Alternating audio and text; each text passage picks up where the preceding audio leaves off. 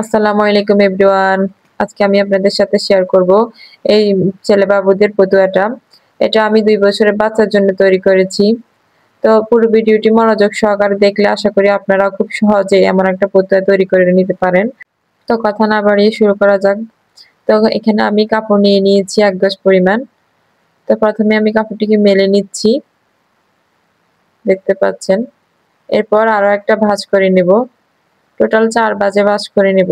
তো বন্ধ সাইডটি আমার দিকে আছে এবং খোলা সাইডটি অপর দিকে। তো এখানে আমি লম্বার মাপ নিয়ে নিচ্ছি। লম্বা নিয়েছি ১৬ ইঞ্চি এবং চওড়া নিয়েছি ৯ ইঞ্চি পরিমাণ। এখন আমি বাড়তি কাপড়টুকু এভাবে কেটে নিচ্ছি। দেখতে পাচ্ছেন। তো এখানে আমি শোল্ডার নিয়েছি ৪ ইঞ্চি পরিমাণ এবং আর্মহোল নিয়েছি ৪.৫ ইঞ্চি পরিমাণ। তো এখন আমি দাগগুলোকে এভাবে মিলিয়ে নিচ্ছি। এরপর আমি গলার মাপ নিচ্ছি। গলার মাপ নিচ্ছি ২ ইঞ্চি পরিমাণ। এরপর আমি সামনের গলার লম্বা নিচ্ছি ৩.৫ ইঞ্চি পরিমাণ। এরপর এখানে একটা বক্স শেপ করে দিচ্ছি। এরপর পিছনের গলার মাপ নিচ্ছি ২ ইঞ্চি পরিমাণ। এখন এখানে আমি গোল গলার শেপ দিয়ে নিচ্ছি। এরপর এখানে ১/২ ইঞ্চি শোল্ডার ডাউন করে দিচ্ছি। তারপর এখান থেকে ধরে মিডলে একটা দাগ দিয়ে নিচ্ছি। তো এখানে আমি বডির মাপ নিচ্ছি। আমাদের বডি হচ্ছে ২৪ ইঞ্চি। ২৪ কে ৪ ভাগে ভাগ করলে হয় ৬ ইঞ্চি। তো সাথে আমি ১ ইঞ্চি এড করছি সেলাইয়ের জন্য। টোটাল ৭ ইঞ্চি নিয়েছি।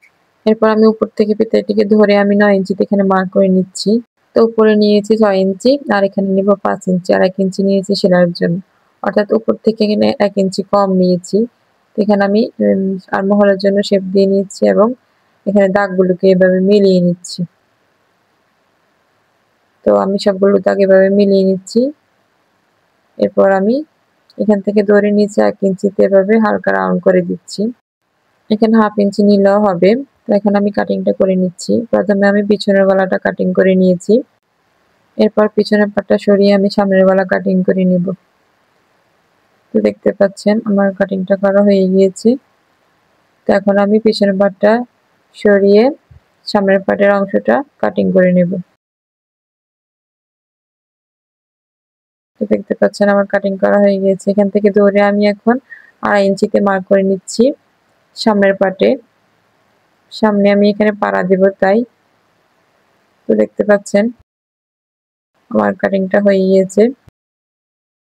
এখন আমি হাতার অংশটা কাটবো। সেজন্য এখানে কাপড়টিকে ৪ ভাঁজে ভাঁজ করে নিয়েছি। বন্ধ সাইড আমার দিকে আছে এবং খোলা সাইডটি অন্যদিকে। এখানে লম্বার মাপ নিয়ে নিচ্ছি। লম্বা নিয়েছি ৪.৫ ইঞ্চি পরিমাণ এবং এখান থেকে ধরে আমি ৬.৫ ইঞ্চিতে মার্ক করে নিচ্ছি।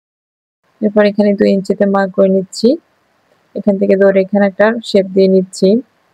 হাতার মুহুরি নিচ্ছি ৬.৫ ইঞ্চি পরিমাণ সেলাই সহকারে।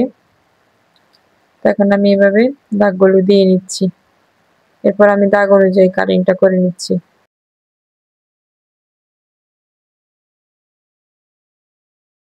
তো দেখতে পাচ্ছেন আমার হাতাটা কাটিং করা কমপ্লিট। এখানে আমি একটা কাট দিয়ে নিয়েছি। তো এখন আমি এরপর এখানে বাঁকা করে এভাবে আ পাইপিনের জন্য কাটিং করে নেব কাপড়গুলো। তো দেখতে পাচ্ছেন আমি কিভাবে মাপগুলো করছি। এভাবে বাঁকা করে করতে হবে। তো আপনাদের যতগুলো দরকার অতগুলো করে নেবেন। এখানে আমি করে নিচ্ছি। এরপর আমি দাগ অনুযায়ী কাটিংটা করে নিচ্ছি।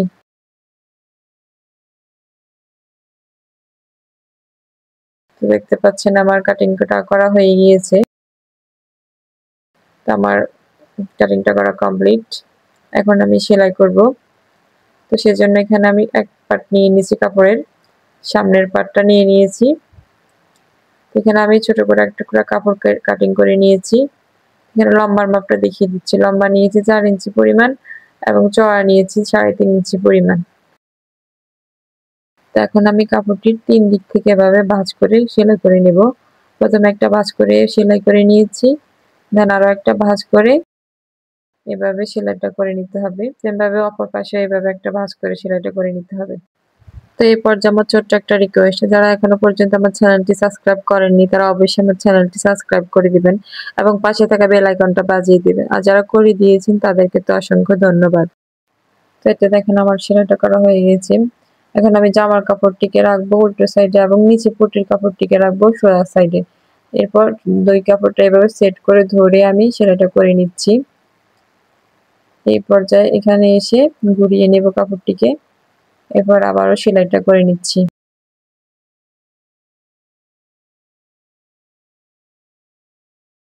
তো এখন আমি মাঝখান থেকে এভাবে কাপড়টিকে কেটে নিচ্ছি। এরপর দুই দিক থেকে এভাবে ছোট ছোট কাট বসিয়ে দেব। এরপর কাপড়টিকে এভাবে উল্টো সাইডে নিয়ে নিব। এরপর আমি উপর থেকে একটা চাপ সেলাই বসিয়ে দেব। তো দেখতে পাচ্ছেন আমি সেলাইটা করে নিচ্ছি।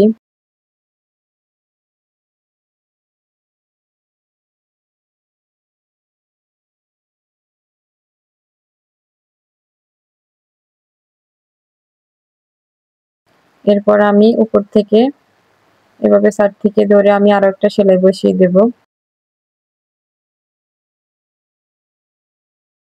আশা করি মনোযোগ সহকারে যদি ভিডিওটি আপনারা দেখে থাকেন, আপনারা খুব সহজে এমন একটা পদ্ধতি তৈরি করে নিতে পারবেন।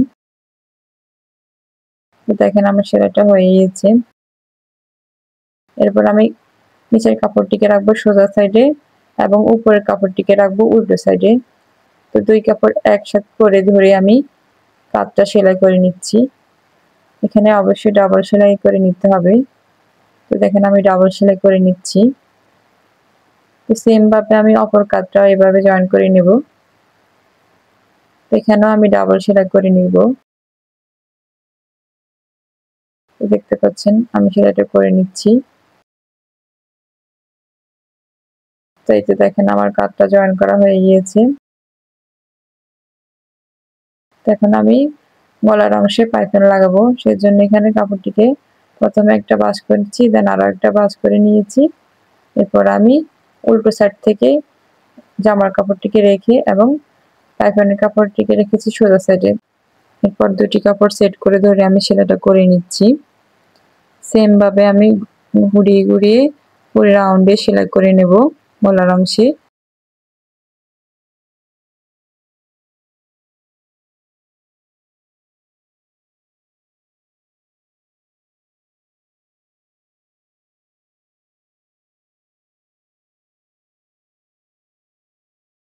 তো এই পর্যায়ে আসলে কিছুটা কাপড় কেটে নেব।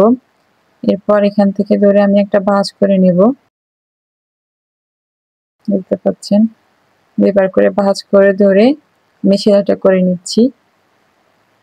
এতে করে আর কাপড়ের কাঁচা অংশটা বের হয়ে থাকবে না।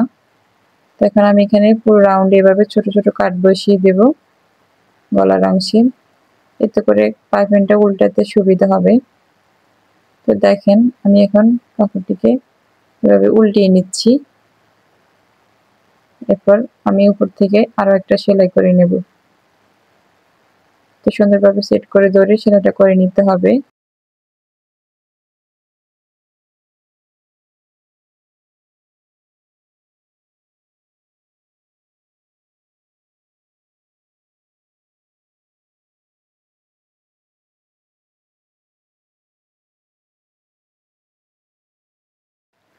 তো এতে দেখেন আমার সেলাইটা করা হয়ে গিয়েছে।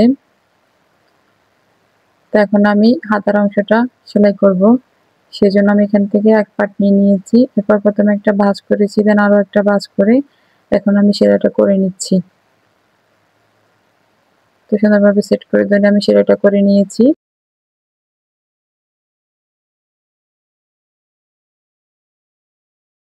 তো সেম ভাবে আমি অপর হাতাটাও এভাবে সেলাই করে নিয়েছি। এখন আমি হাতাটা জয়েন করব, সেজন্য আমি জামার কাপড়টিকে এভাবে মেলে নিয়েছি। এখন যে আমি কাটটা দিয়েছি হাতার কাপড়ে মাঝখান থেকে এভাবে সেলাইটা করে নেব। কাটটা আমি কাঁধের জয়েন্টে মিলিয়ে ধরে তারপর আমি সেলাইটা করে নিচ্ছি। এক পাশ থেকে প্রথমে সেলাইটা করে নিয়েছি।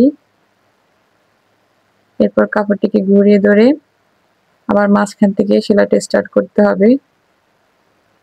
এরপর আমি এভাবে ধরে অপর পাশটা এভাবে সেলাই করে নিচ্ছি। তো হাতার অংশ অবশ্যই ডাবল সেলাই করে নিতে হবে। তো এখন আমি ডাবল সেলাইটা করে নিচ্ছি।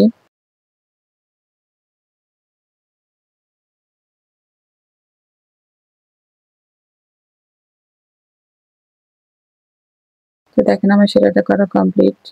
সেম ভাবে আমি অপর হাতাটাও লাগিয়ে নিয়েছি। এখন আমি সাইডটা ফিটিং করবো, সেজন্য এখানে হাতার অংশ থেকে 1 ইঞ্চিতে আমি মার্ক করে নিচ্ছি। এরপর আমি সেলাইটা শুরু করছি। প্রথমে ব্যাক স্টিচ দিয়ে নিয়েছি, এরপর সেলাইটা স্টার্ট করছি।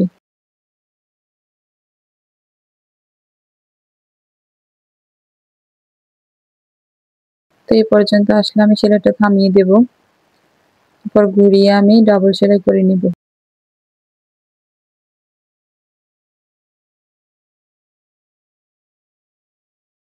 তো সেম ভাবে আমি অপর পাশটা এভাবে সেলাই করে নিয়েছি। এরপর আমি নিচের অংশে এভাবে পাড়া দেব, সেজন্য আমি এখানে প্রথমে একটা ভাঁজ করেছি, দেন আরো একটা ভাঁজ করে আমি সেলাইটা শুরু করছি। তো দেখেন আমি সেলাইটা করে নিচ্ছি। তো এই পর্যন্ত আসলে সেলাইটাকে থামিয়ে দিতে হবে, এরপর সুইটাকে কাপড়ের মধ্যে গেঁথে রেখে কাপড়টা এপাশে করে একটা ভাঁজ করে দেন আমি সেলাইটা করে নিচ্ছি। যেমনটা আমরা কামিজের সাইড পাড়া সেলাই করি সেম নিয়মে এখানেও সেলাই করে নিতে হবে। তো দেখেন আমি সেলাই করে নিয়েছি। আপনারা চাইলে এখানে সাইড থেকে আরো একটা সেলাইও দিয়ে নিতে পারেন, তো আমি এখানে দিচ্ছি না। এরপর আমি নিচ থেকে এভাবে ভাঁজ করে নিচ্ছি দুইবার করে।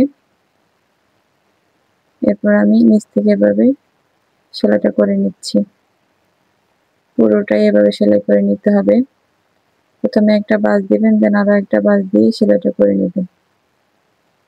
তো আমি এটা দেখাচ্ছি না, পুরোটা এভাবে সেলাই করে নিতে হবে। তো এখানে আমি একটা টুকরা কাপড় নিয়ে নিয়েছি। তো প্রথমে একটা ভাঁজ দেব এই পাশ থেকে এবং অন্য পাশ থেকে আরো একটা ভাঁজ দিয়ে মাঝখান থেকে এখানে সেলাই করে নিতে হবে। তো এটা আমি জামার উপরে যে পাড়া দিয়েছি সেই পাড়ার মধ্যে লাগাবো, সেজন্য তো আমি সেলাইটা করে নিয়েছি। এরপর আমি অতিরিক্ত কাপড়টুকু এভাবে কেটে নিয়েছি। তো ফিতাটিকে এভাবে আরেক ধরে আমি এখানে সেলাইটা করে নেব। এখানে 2-3টা সেলাই বসিয়ে নিতে হবে। তো দেখেন আমি সেলাইটা করে নিয়েছি। তো এখানে আমি অতিরিক্ত কাপড়টুকু এভাবে কেটে ফেলে দিয়েছি। তারপরে এভাবে কাপড়ের নিচে ধরে আমি সেলাইটা করে নিচ্ছি। এখানে জামার কাপড়টা উপরে রেখেছি এবং ফিতার কাপড়টি নিচে রেখেছি। এরপর সেলাইটা করে নিয়েছি। তো দেখেন আমার সেলাইটা করা কমপ্লিট। তো এখানে একটা বুতাম লাগিয়ে নিলে হয়ে যাবে। তো আজকের মতো এই পর্যন্তই। আল্লাহ হাফেজ।